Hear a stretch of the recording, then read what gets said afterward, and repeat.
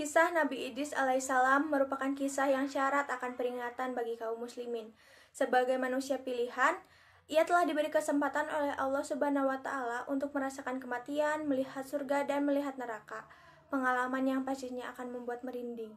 Nabi Idris adalah keturunan keenam dari Nabi Adam alaihissalam. Dia adalah putra dari Qabil dan Iklimah, putra dan putri Nabi Adam alaihissalam.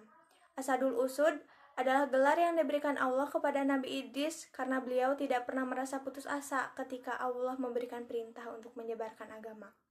Selain itu, Nabi Idris alaihissalam juga dikenal dengan sosok yang tidak pernah merasa takut ketika harus menghadapi umatnya yang kafir. Oleh karena itu, gelar singa Allah sematkan kepada beliau. Menurut beberapa literatur, Nabi Idris dikenal dengan sosok pemaaf dan jauh dari kata sombong. Mujizat Nabi Idris alaihissalam yang pertama, manusia pertama yang pandai membaca dan menulis.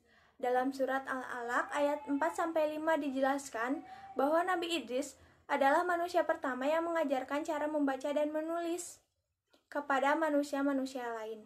Kedua, diberikan banyak ilmu pengetahuan. Allah memberikan mukjizat kepada Nabi Idris berupa kepandaian dan pengetahuan yang berlimpah. Selain kemampuan membaca dan menulis, Allah juga memberikan pengetahuan berupa merawat kuda, ilmu falak, atau perbintangan hingga matematika atau ilmu berhitung. Karena mukjizat yang diberikan Allah tersebut, Nabi Idris dikenal dengan manusia yang cerdas, pandai, dan bijak. 3. Rajin dan gemar belajar. Karena mukjizat yang diberikan Allah berupa pengetahuan yang luas, Nabi Idris rajin mengkaji dan mempelajari banyak hal, termasuk apa yang diajarkan oleh Allah kepada Nabi Adam alaihissalam. Nabi Idris alaihissalam berasal dari darasa, yang artinya belajar dalam bahasa Arab. Hal itu sesuai dengan perilaku dan karakter yang ada pada Nabi Idris. Selain mengkaji, Allah juga memberikan Nabi Idris banyak ilmu. Nabi Idris sangat rajin. 4. Manusia pertama yang membuat pakaian.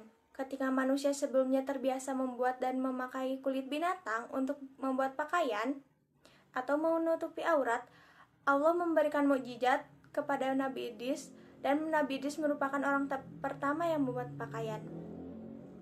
Saat itu, Allah memerintahkan Nabi Idris untuk mengajak orang-orang berada di jalan Allah. Suatu ketika, malaikat maut Israel yang sudah bersahabat lama dengan Nabi Idris meminta izin kepada Allah untuk turun ke bumi dan bertemu dengan Nabi Idris. Dan Allah pun mengizinkannya. Malam itu, Nabi Idris kedatangan seseorang pria yang membawa banyak sekali buah-buahan. Tentu saja dia adalah malaikat Israel yang sedang menyamar. Nabi Idris sudah mengetahuinya. Nabi Idris kemudian menawarkan makanan itu kepada Israel, namun ditolaknya. Akhirnya mereka berbincang-bincang dan keluar berjalan-jalan melihat pemandangan sekitar. Percakapan Nabi Idris dan malaikat Israel sangat banyak. Tak terasa, sudah 4 hari mereka bersama. Karena sudah akrab, Nabi Idris mulai curiga dengan gerak-gerik sang tamu. Dengan rasa penasaran yang tinggi, akhirnya Nabi Idris pun bertanya, "Ya Tuanku, siapa sebenarnya Anda?" Malaikat Israel, "Kaukah itu sang penyabut nyawa?"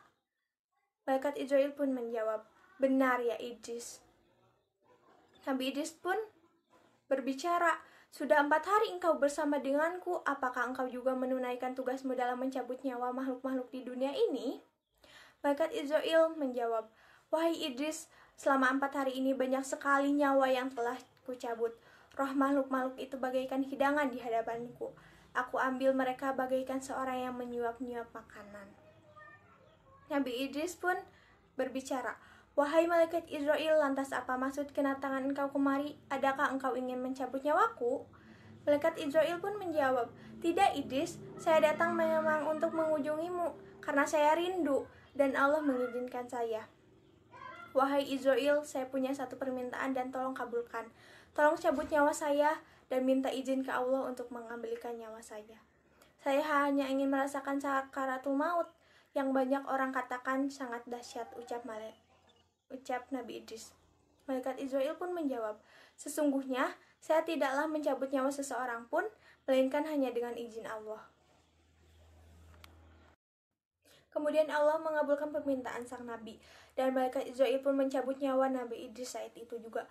Malaikat Israil menangis melihat sahabatnya merasakan kesakitan. Setelah mati, Allah menghidupkan kembali Nabi Idris.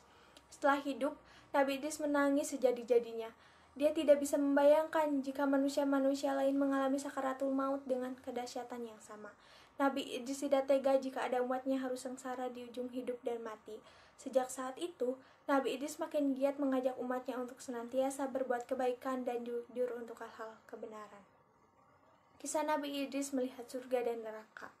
Suatu hari, ketika Nabi Idris dan malaikat Israil beribadah, kemudian Nabi Idris mengajukan permintaan unik. Bisakah engkau membawa saya melihat surga dan neraka, wahai malaikat Israil? Tanya Nabi Idris alaihissalam. Malaikat Israil pun menjawab, wahai Nabi Allah, lagi-lagi permintaanmu sungguh aneh. Mengapa engkau meminta hal itu? Bahkan, para malaikat pun takut melihat neraka, wahai Nabi Allah. Nabi Idris pun menjawab, terus terang, saya takut sekali dengan azab Allah itu. Tapi mudah-mudahan iman saya menjadi tebal setelah melihatnya. Nabi Idris pingsan setelah melihat neraka. Kemudian malaikat Israil meminta izin kepada Allah dan mendapatkan restu. Keduanya pun pergi untuk melihat neraka. Saat hampir dekat, Nabi Idris alaihissalam langsung pingsan. Malaikat penjaga neraka merupakan sosok yang sangat menakutkan. Ia menyeret menyiksa manusia yang durhaka kepada Allah semasa hidupnya.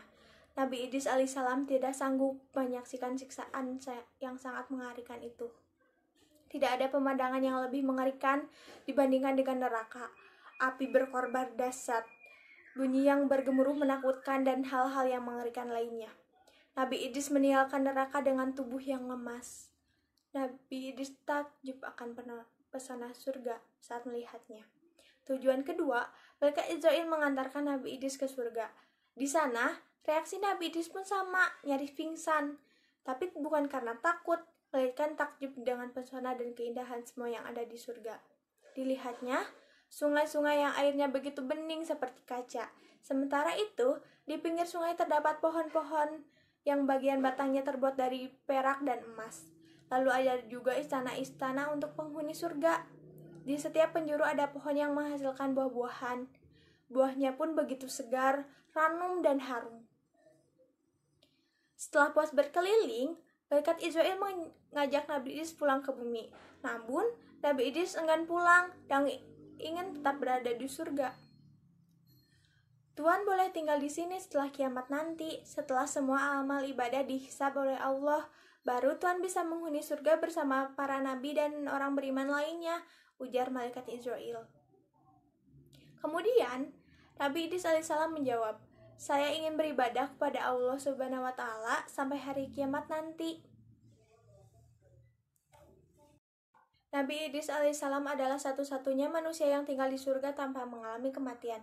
Justru sesudah itu, saat Nabi Muhammad SAW mengunjungi surga dalam peristiwa Isra Mi'raj, Nabi Muhammad SAW mengunjungi surga dan bertemu dengan Nabi Idris alaihissalam.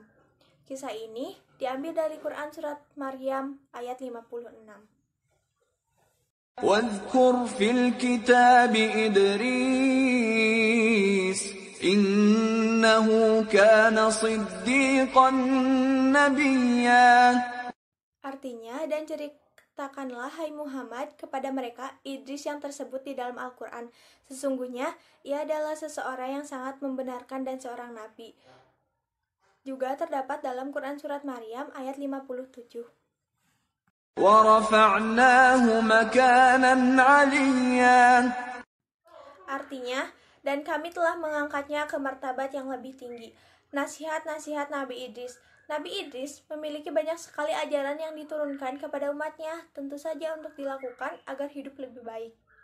Ada beberapa pesan yang disampaikan oleh Nabi Idris alaihissalam semasa hidupnya kepada para umat.